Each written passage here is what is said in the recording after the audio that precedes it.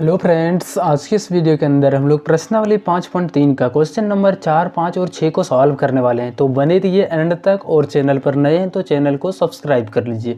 तो question number 4 में यहाँ पे बोला जा रहा है कि 636 योग प्राप्त करने के लिए AP 9, 17, 25 कोमा डॉट डॉट के कितने पद लेने चाहिए। यानी इस टर्म का हम लोगों का जो सारा टर्म है उसका हम लोगों का योग हम लोगों को पहले से दिया गया है 636।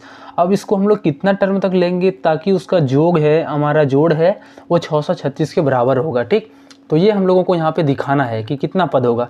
यानी सीधा सीधी बात बोला जाए तो यहाँ पे n का मान निकालना है। ठीक, क्या क्या दिया गया है, सबसे पहले हम लोगों को a दिया गया है। ठीक, यहाँ से हम लोग निकालेंगे तो d भी निकल जाएगा, और ये हमारा SN का मान दिया गया है। तो हम आराम से सब कुछ करने, यहाँ पे पूरा क्या n का मान नहीं है तो उसका मान निकाल सकते हैं। ठीक, तो इस तरीके से हम लोगों को यहाँ पे जो सम दिया गया है, पूरा पद का योग हमारा 636 है। ठीक, और उसके बाद ये जो हमारा है ये AP है। ठीक, तो हम एक काम करते हैं, यहाँ से अगर यदि हम लोग A का मान देखें तो ये हमारा 9 है। ठीक, और D का मान होता है हमारा A2 माइनस A1। तो 17 में से 9 को माइनस करेंगे तो जो हमारा सर्वांतर निकल करके आएगा वो हमारा 8 आएगा। ठीक, अब देखो SN का मान यहाँ पे 636 है। अब देखो A है हमारे पास और D है। ठीक, तो हम इसमें कौन सा फार्मूला को अप्लाई करेंगे तो n/2 वाला इसको अप्लाई करेंगे। ठीक, SN होता है हमारा n/2। उसके बाद 2A plus n-1D, 2A plus n-1 और D में, और ये 636 के बराबर। ठीक, अब देखो यहाँ पे n/2 हो गया। अब 2 और गुना में A का मान यहाँ पे 9 है तो इसकी जगह पर 9 प्लस n का मान हमें पता नहीं है। ठीक, तो यहाँ पे n लिखेंगे। उसके बाद -1 के साथ D हमारा सर्वांतर जो है 8 है तो इसकी जगह पर 8 लिखेंगे, और ये बराबर का 636। एक काम करते हैं, इस 2 को हम लोग क्या करते हैं, क्रॉस गुना कर देते हैं, तो जो 636 के साथ गुना होके उधर चला जाएगा। ठीक, तो ये n हो गया, और इसको गुना करेंगे तो 9 दूना 18 प्लस 8 को इसके साथ में लाएंगे तो 8 एक बार n के साथ गुना होगा तो 8 है माइनस प्लस माइनस माइनस, और 8 को जब 1 से गुना करेंगे तो यहाँ पे 8 होगा। अब इन दोनों को गुना करेंगे तो ये कितना आ जाएगा, तो 1272 आ जाएगा। ठीक, इसको हम लोग इधर जाके गुना करेंगे, 636 गुना 1272। अब हम एक काम करते हैं, यहाँ पे इसको हम लोग पहले सॉल्व करते हैं। 18 में से 8 जाएगा तो 10 बचेगा। ठीक, और ये 8 है तो पहले लिख लेते हैं, प्लस यानी 18 में से 8 जाएगा तो 10, और ये 1272 के बराबर। ठीक, अब यहाँ पे देखो हम लोग आगे क्या करेंगे, इसको अंदर लाएंगे तो n और 8 n गुना होगा तो यहाँ पे 2n है तो n का स्क्वायर हो जाएगा। ठीक, प्लस 10 और n गुना होगा तो 10n हो जाएगा, और इस 1272 को हम लोग इधर से इधर लाएंगे तो ये प्लस से इधर आएगा तो माइनस में हो जाएगा। ठीक, अब देखो यहाँ पे हम लोग क्या करते हैं, हम सब जगह से हमारे पास 2 है तो 2 को यहाँ पे कॉमन करते हैं। ठीक, जैसे ही 2 को कॉमन करेंगे यहाँ पे तो हमारा यहाँ पे बचेगा 2 कम 8 कितना बार में, तो 4। यहाँ पे हम लोगों को 4 लिखना है, और ये n स्क्वायर को n स्क्वायर लिखना है, प्लस 2 कम हमारा 10 5 बार में आता है तो यहाँ पे 5 लिखना है, और n है तो n। ठीक, उसी प्रकार से 2 से जब इसको भागा लगाएंगे तो हम लोग 636 यहाँ पे कंप्लीट पाएंगे। ठीक, तो ये हमारा इस तरीके से 0। अब इस 2 को हम लोग इधर 0 की तरफ भेज देंगे तो ये 0 कंप्लीट हमारा 2 जो है सो 0 साथ गुना होकर 0 बन जाएगा। अब एक काम करते हैं, हमारे पास जो बचा है 4n square plus 5n minus 636, ये हमारा है कि ये एक द्विघात समीकरण है।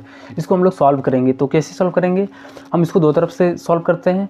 तो चलो हम लोग एक काम, जो सिंपल मेथड हम लोग अप्लाई करते हैं उसी को यहाँ पे अप्लाई करते हैं। ठीक, देखो इसको क्या करेंगे, पहले आगे पीछे दोनों को गुना करेंगे। 636 को 4 से हम लोग पहले गुना करेंगे, तो हम लोग यहाँ पे रफ पेज पर आते हैं। ठीक, यहाँ पे 636 के साथ अगर यदि 4 को गुना करेंगे तो 4 छक्के 24, 4 तिया 12 और 1 12 और 2 14, हाथ में 1, 4 छक्का 24 और 1 25, तो हमारे पास कितना आ गया, 25 और 44 आ गया। ठीक, अब इसका हम लोग फैक्टर करते हैं यानी गुणनखंड करते हैं, तो चलो हम लोग इसको गुणनखंड करते हैं। 2 से 1 बार में जाएगा, उसके बाद ये 27 बार में, और ये 2 बार में। ठीक, उसी प्रकार से ये 2 से जब 636 बार में, फिर 2 से देंगे तो ये 6 बार यानी 3 बार में, और ये 18 बार में। 2 से देंगे तो ये कितना 15 बार में, और ये 9 बार में। फिर ये हमारा 2 से नहीं 3 से देंगे तो ये 5 बार में और 3 बार में कट जाएगा। ठीक, अब इससे हम लोगों को जो संख्या आया है, ठीक, इस संख्या से हम लोगों को यहाँ पे गुणनखंड करके जोड़ घटा करके, और ये हम लोगों को 5n बीच में लाना है। ठीक, हम इन दोनों को गुना करके अब उसका गुणनखंड करके, अब जो भी हमारा गुणनखंड बना है उनसे हम लोगों को जोड़ घटा करके 5n हम लोगों को बीच में लाना है। ठीक, तो उसके लिए हम लोग क्या करेंगे, तो देखो यहाँ पे हम लोग सबसे पहले क्या करते हैं, इसको हम लोग पूरा गुना करते हैं। 2 दूनी 4, 4 दूनी 8, 8 दूनी 16 या 48। ठीक, ये हम लोग इतना टर्म तो हम लोग 48 आ गया, और इस 55 53 को हम लोग अकेले छोड़ देते हैं। अब यहाँ पे पे क्या करेंगे, 53 में से हम लोग 48 को माइनस कर देंगे, या फिर हम इस तरीके से कर सकते हैं कि माइनस का 48 लेकर के प्लस का 7 53 कर सकते हैं, तो भी हमारा कितना बचेगा, शेषफल में यहाँ पे 5 बचेगा। तो इस तरीके से हम लोग यहाँ पे ले सकते हैं। ठीक, तो यहाँ पे हम लोग जब तोड़ेंगे तो 48 और 53 के रूप में टूट गया।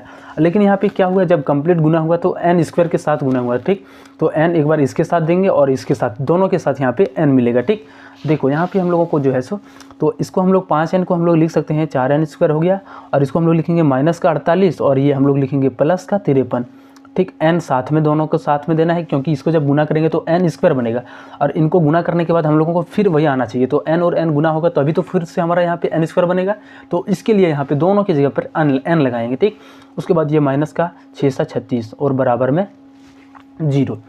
अब इसके आगे हम लोग क्या करेंगे, देखो 4 और 48 हमारा 4 का पहाड़ा में आता है, तो हम लोग 4 को यहाँ पे कॉमन करेंगे। तो यहाँ पे 4 और n दोनों के पास है, तो n भी हम लोग यहाँ पे कॉमन ले लेंगे।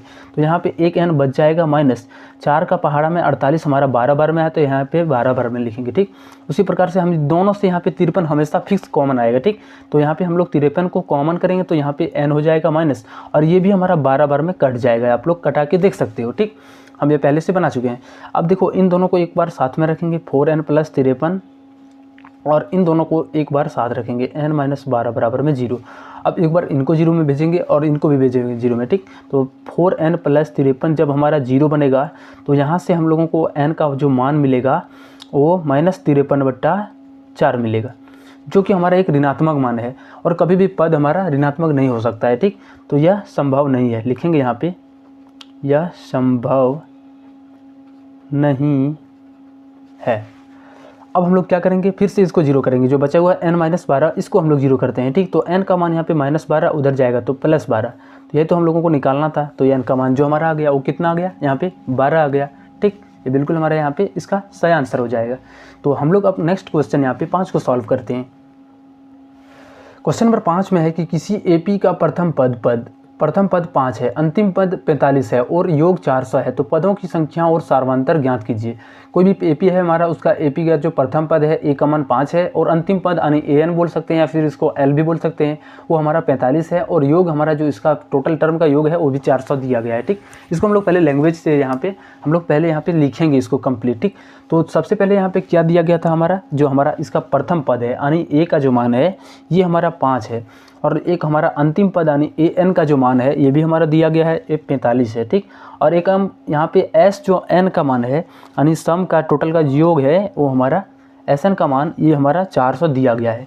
तो हम लोगों को यहाँ पे निकालना है पदों की संख्या यानी N को निकालना है, और यहाँ पे D का मान निकालना है, दोनों को निकालना है। ठीक, तो देखो हम लोग यहाँ पे एक काम करते हैं, हम लोगों को पता है कि SN का एक फॉर्मूला होता है कि n/2 और पहला टर्म प्लस लास्ट टर्म, ये हमारा क्या होता है, ये भी हमारा एक सर्म मतलब ये पूरा पद का योग होता है। इस तरीके से भी हम लोग योग को निकाल सकते हैं, अगर यदि हम लोगों को पहला पद पता हो और अगर यदि लास्ट टर्म पता हो तो इस तरीके से हम लोग यहाँ पे इसको निकाल सकते हैं।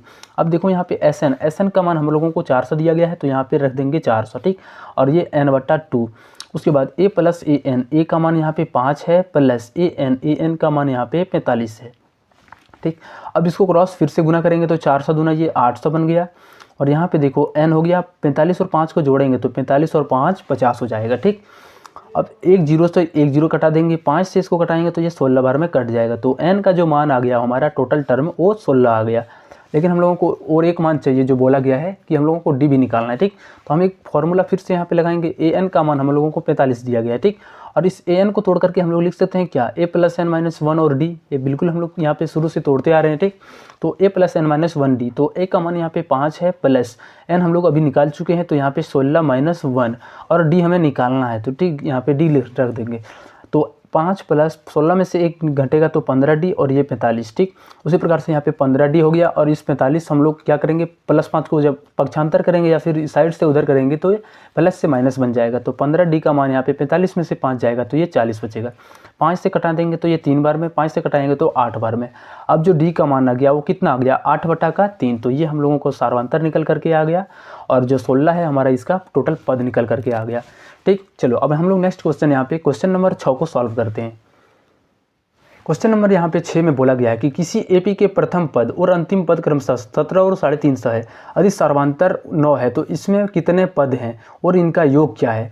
दोनों निकालना है। ठीक, पहले जो प्रथम पद है हमारा 17 है और इसका अंतिम पद 350 है। ठीक, और सार्वधातुक यानी डी का मान 9 है, तो इसमें कितना पद यानी एन का मान निकालना है, टोटल सम का योग क्या है वो भी निकालना है। ठीक, पहले लैंग्वेज को समझ के यहाँ पहले लिखेंगे। ठीक, तो पहले जो बोला गया है कि इसका प्रथम पद यानी ए का जो मान है ये हम लोगों को क्रमशः करके दिया गया है, तो पहला वाला हमारा प्रथम पद हो गया और दूसरा जो हम लोगों को अगला बोला गया है अंतिम पद यानी ए एन का मान ये हमारा 350 हो गया। ठीक, अब देखो यहाँ पे बोला गया कि इसका सार्वधातुक यानी डी का जो मान है ये हम लोगों को यहाँ पे कितना दिया गया है, तो 9 है। तो अगला जो हमारा पूछा गया कि एन का मान क्या होगा ये निकालना है और फिर इसका हम लोग एस एन का मान भी निकालना है। ठीक, इसका योग भी निकालना है, दोनों निकालना है। तो यहाँ पे कुछ नहीं करेंगे, फिर से हम लोग यहाँ पे फॉर्मूला लगाएंगे। ठीक, देखो यहाँ से हम लोग सबसे पहले ए एन का यूज करके पहले एन का मान निकालेंगे, टोटल टर्म कितना है, तो ए एन के बराबर 350 है। ठीक, अब ए एन हमारा जानते हैं कि ए प्लस एन और माइनस में 1 और डी होता है। ठीक, और ये हमारा 350 के बराबर, ए का मान यहाँ पे देखो 17 है प्लस एन माइनस 1 हमें पता नहीं है। ठीक, और डी का मान यहाँ पे 9 है, तो इसकी जगह पर 9 रखेंगे, तो ये 350 के बराबर। अब फिर से यहाँ पे क्या करेंगे, तो देखो ये हमारा एन माइनस 1 और 9 हो गया और 350। ठीक, और इस प्लस 17 उधर जाएगा तो माइनस का 17 बनेगा इधर, तो n माइनस 1 और 9 और इनको घटाएंगे तो 333 यहाँ पे बच जाएगा। ठीक, इसको घटाएंगे तो 9 से यहाँ पे 3 बार में 27 और 9 से 63। ठीक, इतना बार में आएगा, हाँ ठीक है। n माइनस 1 हमारा यहाँ पे कितना आ गया 37, हमें n का मान चाहिए तो 37 और -1 उधर जाएगा तो +1, तो यहाँ पे n का जो मान आ गया वो 38 आ गया। ठीक, अब निकालना हमें एस एन का मान, तो यहाँ पे आराम से निकाल सकते हैं एस एन। हमारा यहाँ पे जो जैसे पहला टर्म और अंतिम टर्म दिया गया है तो हम लोग क्या करेंगे, जो हम लोग फॉर्मूला जान रहे हैं कि n/2 और a प्लस ए एन, इसका हम लोग यहाँ पे अप्लाई कर देंगे। ठीक, तो एस एन हमारा n टोटल कितना है 38 बटा में 2, उसके बाद a प्लस ए एन, देखो यहाँ पे a का मान है 17 और ए एन का मान 350, तो इसकी जगह पर यहाँ पे मान रख देंगे। ठीक, 17 और प्लस का 350, इसको कटा देंगे तो ये 19 बार में कटेगा, ये 19 हो गया। ठीक, और इनको जब जोड़ेंगे तो ये 50 और 10 60 67 हो गया, 367 और 19, इनका हम लोग दोनों को गुना करते हैं। ठीक, देखो यहाँ पे बगल में गुना करते हैं, 367 का 19 से, 9 से 63, हाथ में 6, 9 6 54, 54 और 6 60, 9 6 27 और 6 33, यहाँ पे हो गया 7 6 और ये 3 3 7 6 3 9 और ये 3 3 6, तो कितना आ गया 69 73, जो टोटल टर्म का योग हो जाएगा वो हमारा 69 73 हो जाएगा, 6973। ठीक, चलो मिलते हैं हम लोग अब नेक्स्ट वीडियो में। अभी तक चैनल को सब्सक्राइब नहीं किए हो तो सब्सक्राइब कर लेना और दोस्तों के साथ इसको शेयर भी करना।